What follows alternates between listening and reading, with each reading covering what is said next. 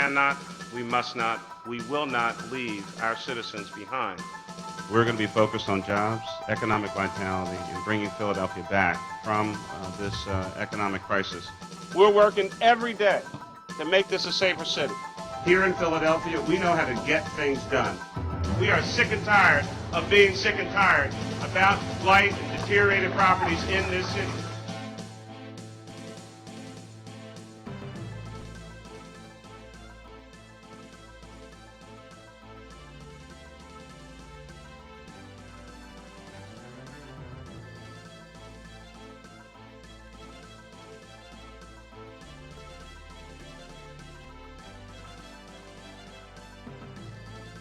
Test 1, 2.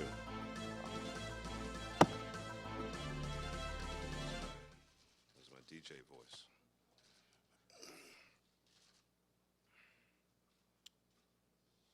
Everybody ready?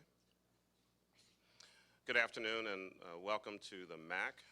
And I'm pleased to welcome personally a couple very special guests here in Philadelphia. Of course, you know that I'm joined by Deputy Mayor for Public Safety, Everett Gillison, the City Representative, Desiree Peterkin-Bell, Special Events Director from the Managing Director's Office, Giselle Jones, Sam Phillips, Office of Emergency Management, and Chief Inspector Joe Sullivan. Of course, Police Commissioner Ramsey, Fire Commissioner Derek Sawyer as well. In a few minutes, you'll hear from the Secretary of the Department of Homeland Security, Secretary Jay Johnson, the Director of the United States Secret Service, Joe Clancy, and of course, our Special Agent in Charge on the ground, Dave Beach. We've had an incredible morning with both the Secretary and the Director. We have visited a number of the sites where Pope Francis, the World Meeting of Families, and the Papal Pilgrims will be in our city, the Basilica, and of course, the Ben Franklin Parkway area to give the Secretary and the Director much more in-depth briefing of the great work that the United States Secret Service, the FBI, and so many other agencies, along with the City of Philadelphia, have been in preparations for months for this historic, once-in-a-lifetime event that will take place in the City of Philadelphia. With that, let me introduce to you the Secretary of the Department of Homeland Security for the United States of America, Secretary Jay Johnson. Thank you. Thank you, Mayor Nutter. A good friend to me and to the Department of Homeland Security. As the Mayor mentioned, Director Clancy and I are here along with the Mayor, with Commissioner Ramsey, to go over final preparations for the Pope's visit here. This is an NSSE. As many of you know, it has been designated as such. The NSSE designation is typically reserved for events like the State of the Union, national political conventions, and this event as well. The thing I'd like to stress is the level of preparation and planning and coordination between the federal government, the City of Philadelphia, and other agencies represented here that have gone into the planning of this event. The Mayor and I personally began our discussions about this event months ago, and we have continued that dialogue. It has been a cooperative dialogue, and we both are very proud of the partnership that we've had here, the level of constructive dialogue, the transparency, and we've worked hard to achieve what we believe will be a safe and successful event and visit by the Holy Father, a safe and successful event for all of those who wish to be here and see him, and one that basically keeps the City of Philadelphia going. Though there'll be a lot going on here, we believe we have struck that right balance for the public, and we look forward to a safe and successful visit by the Holy Father here. As you've heard many times now, We know of no specific credible threat directed at the Pope's visit here to this city, and so we fully anticipate a successful and safe visit for the Pope and for the public, and we encourage people to celebrate here in this city the Pope's visit. With that, I will turn it over to Director Clancy. Mr. Secretary, thank you. Mayor Nutter, thank you. While we stand here at the Multi-Agency Command Center, I want to first thank all of our partners that have assisted in the planning for this Holy Father visit. Over 50 of our partners will be located here at this facility to ensure that we have a safe and secure visit. I also want to take a minute to thank the mayor for his leadership, his steady leadership, as we've gone through this process. I've known the mayor for several years now, and as we've gone through this 9-month or so process, I've seen him with a very calm, steady hand as we've gone through the security planning. Commissioner Ramsey, I've known him as well. To be honest with you, I've studied him from afar when he was first down in Washington, D.C., and watched how he handled inauguration events. And I'm very pleased to have the opportunity to work with Commissioner Ramsey again as well. The NSSE, as the Secretary mentioned, is a National Special Security event. The Secret Service has been responsible for after these visits, over 50 NSSEs. And what that does, by law, puts the Secret Service in charge and responsible for the design and implementation of the security plan.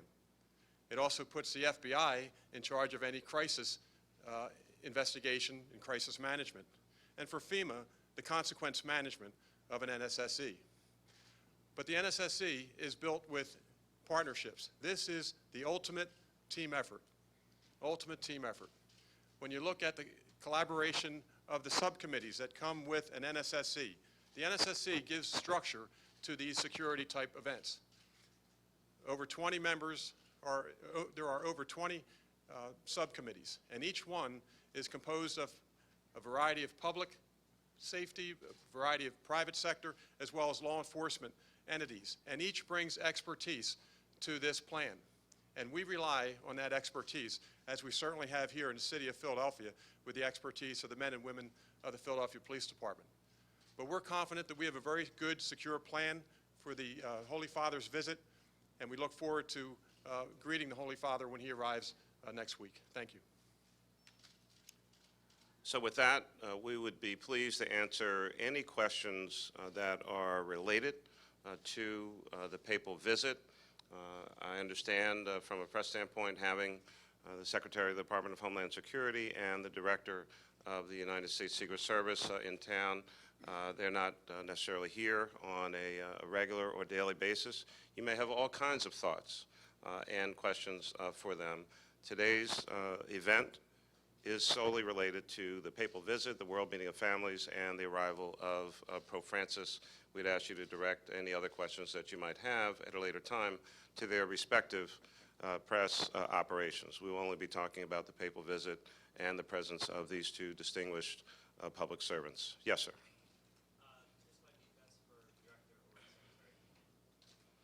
You're assuming that I can't answer the question? I mean, I've seen every episode of Law & Order. I know a little bit about public safety. What are the differences you're seeing in terms of Philadelphia events, which are mainly outdoors, lots of crowds, versus Washington and New York, where there is outdoor movement, but mostly everything's contained inside? Right. So on the Philadelphia part of this, and obviously the Secretary and the Director can answer for their parts, I think, quite honestly, the bulk of the answer is literally in the question. There's no other place, and we love New York and we love Washington, D.C., and there'll be fantastic events in both of those cities.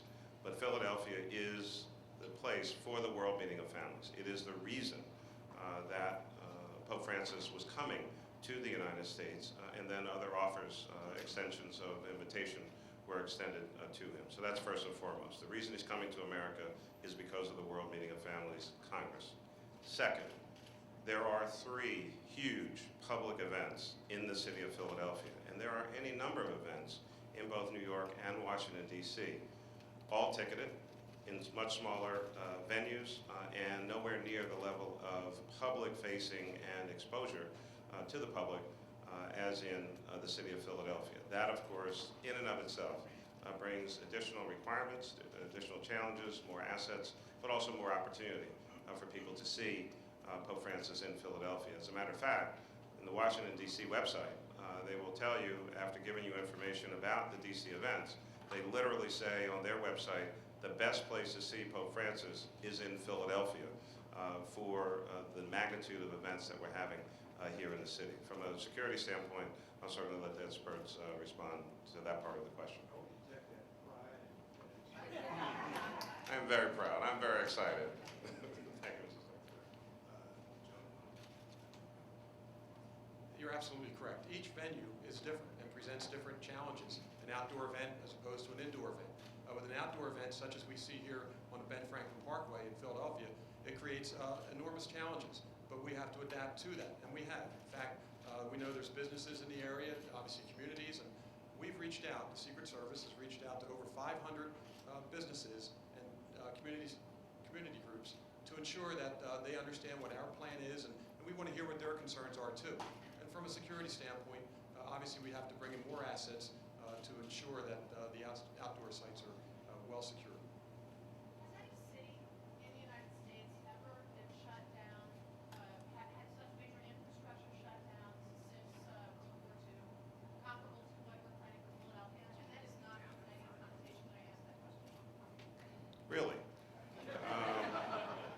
So, again, from the city side, and this is a partnership in terms of the Secret Service, when you talk about restrictions, when you have the amount of people that we're anticipating and a ticketed event, and whether it's the west of 20th Street where there are tickets or a public event, public open space, you all know by now that there will be what we've referred to in our language as a loop, which is on Saturday evening with the Pope coming from Egan's Oval and the stage area, processing in a vehicle all the way down to City Hall and around and back. That is the reason that that area, people within what we know in our language, the secure perimeter, that's why they're going to have to go through a magnetometer because of their proximity to Pope Francis, which is the same thing that folks would go through if it was President Obama or any other president or a head of state. Second, the secure vehicle perimeter, for, again, I think rather obvious reasons from a security standpoint, you have to stop vehicles at some point in time.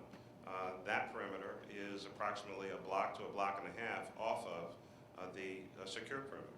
After that, people can pretty much do whatever they want.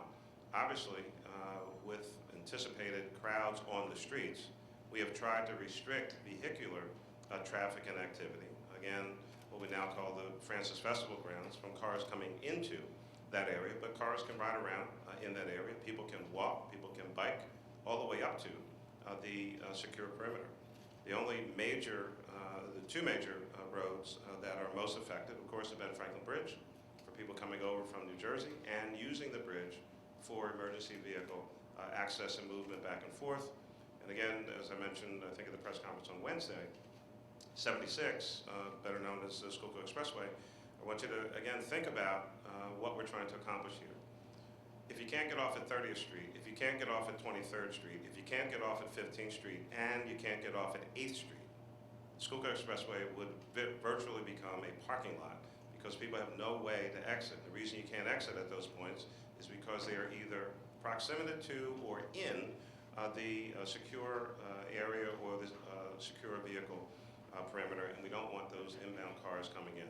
Other than that, you can pretty much travel anywhere you want. And again, we know that that area downtown is 3 square miles out of 138 square miles in the city of Philadelphia. So again, I'll let them talk about other cities, but this idea that somehow there's, it's impossible to move around the city is just not correct. That was my question. I understand. Very, very benign, historical context question. Right. Perhaps more narrow constructively, of the 50 MSSEs to date, have any involved shutting down for any period of time a highway, a bridge, to the extent we have in Philadelphia? I don't know anything about the other ones. Well, let me answer the question this way. I've been in other cities where we've designated NSSEs, both during my time as secretary and before. And after reviewing the security and the zones with perimeters for the city of Philadelphia, what I'll say is basically what the mayor said. I'm struck by the areas that will not be closed off, that will continue to be open access for large segments of the public. We've worked hard to establish a perimeter that best optimizes and finds the right balance between security for the public, for the Pope's visit, as well as maintaining access for the public outside the perimeter. So this is a large city, and there are large areas that around which there are not these perimeters. What is your, do we know how much all the additional security costs in Well, certainly the federal government pays for a lot of it, but there are obviously contributions by a number of agencies, a number of jurisdictions. But it is something that is indeed budgeted for. I'm tempted to talk about the fact that Congress has yet to enact a budget for the U.S. government for FY16. I don't want to get into that in this event, but I can say a mouthful about that too. But is there a back of the envelope type of estimate as to what it would cost to do this? Well, just around, somebody must know, for planning purposes, must know what they do. John? So, The security of this event for the 4 days that we have. I don't know if we have a set figure for it just yet. Part of it depends upon subsequent events, but it's probably a knowable figure that we can provide. So, At some point. I think we can. I would just say this, NSSEs are budgeted for $4.5 million in the budget a year. 4.5. That's our universe, yes. That for each NSSE, and there's 4 of them actually, those 3 stops in, but it's your UNTA, so we're talking about 4 times that for each event, correct? Is that just about all of that, that's like close? That's the Right, annual budget. that's the annual budget for it, yes. Then 4.5, yes. For any, so for an entire year, Yes, for NSSEs, not for each. that's correct. Director Clancy, can you address the concerns and the complaints that we hear from folks in the city of Philadelphia who believe that the security measures are overkill? Obviously, they're not the experts and you are, but we hear all the time from people who say there's just too much fencing, there's too many secure zones, too many hoops to jump through to get to this event. What do you say to those folks? Yes, and thank you for that question, and it goes to the previous question as well. We have been through events similar in some ways. Every event is different, certainly inaugurations.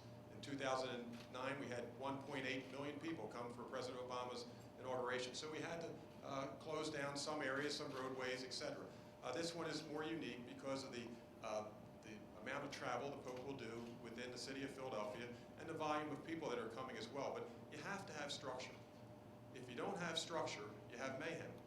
And you have to have routes available, so if there is an incident, we can certainly get the Holy Father out of the city, and also that we can get the participants and the guests out of the city. So you have to control those roadways, and we have some fencing, I know, and some of the fencing, to be honest with you, is set up so that businesses can stay open. Again, that goes to the outreach that we had to the 500 or so businesses. But we are continuing to listen to individuals or groups that need some more clarification on those measures. What is the approach to security in those areas where you don't have to go through metal detectors? You were talking about how many open areas there are. How do you secure those areas?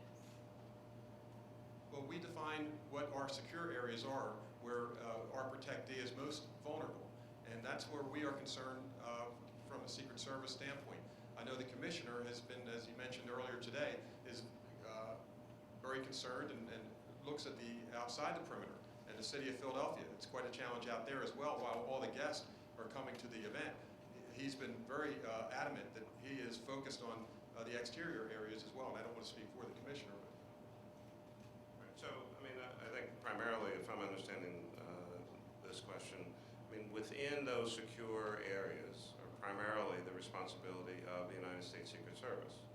Outside of those areas, primarily responsibility of Philadelphia Police Department, state police, other law enforcement agencies, and that's the level of coordination. So, again, we talked about on Wednesday's press conference, not only the rest of the Francis Festival grounds, and you will see uniform officers, and then you won't see the folks that you don't know are, law enforcement, and the rest of the city that we have to protect and take care of. So it's a combination and a coordinated effort of in a secure zone, primarily responsibility of the United States Secret Service.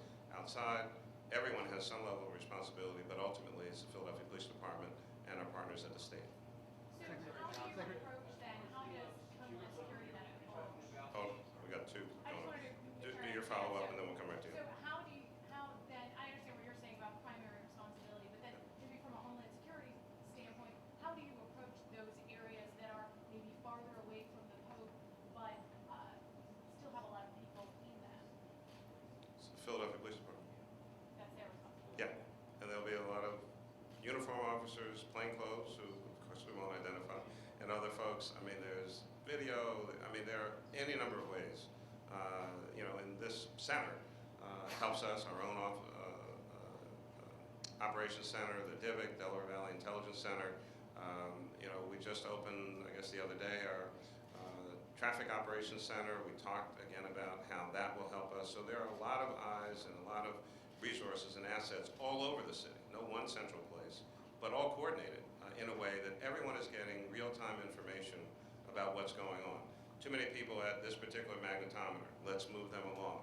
Buildup of traffic somewhere else. We need to redirect, change the traffic signals, which you're now able to do from the Traffic Operations Center. All of those kinds of things happen in real time because all of these folks are coordinated and can communicate with each other in an unprecedented fashion. Yes, sir.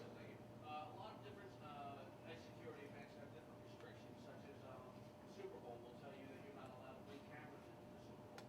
With the Pope coming in, a lot of people are going to want to bring cameras. They're going to be out there all day. They want to bring food, water, because they're scared. They don't Yes. really know that if I leave this spot, it's not going to be available. Got it. What's the Can question? they bring cameras, professional cameras?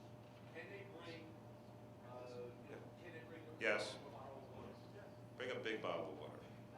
Okay, it's going to be a long day, and we don't want folks to get dehydrated. Food, water, cameras. I mean, I think as you well know, there is. You can look at it a couple ways. There's a fairly extensive list of things you cannot bring. You won't find any of those items on that particular list. We want folks to be comfortable. Wear comfortable shoes, whatever your clothing. You might. Who knows what the temperature is going to be at that time? But certainly, food and water are essential items, and obviously cameras. We expect there'll be a lot of cameras out there that day. Director, just to follow up on that, Director Clancy points out that if you go to secretservice.gov, what you can bring into the screened areas is spelled out.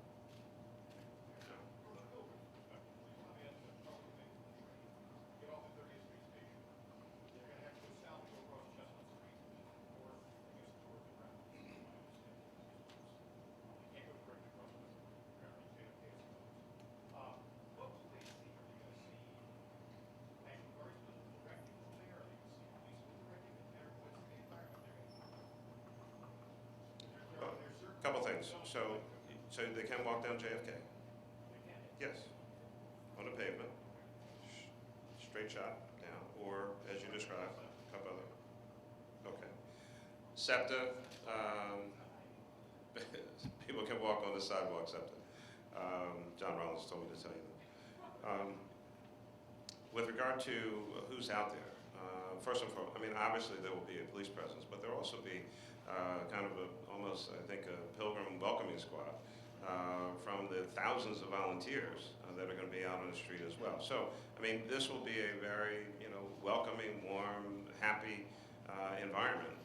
If folks, get off the train at 30th Street or however else they might enter the festival grounds. There are going to be a lot of people around to welcome, show, direct, and really help folks know how to best get there. And again, tons of maps out and all. So again, one of the things we've talked about at the various press conferences is for individuals, make a plan.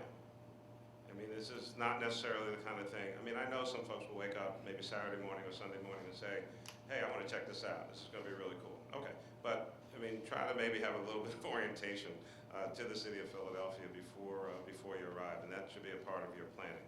What route am I going to take, which way am I coming from, how am I getting there, and what happens, or, you know, at the opposite end, what happens when I pop up out of 8th and Market to go to Independence Hall? Which way do I go? What's going on? And you'll have the same experience.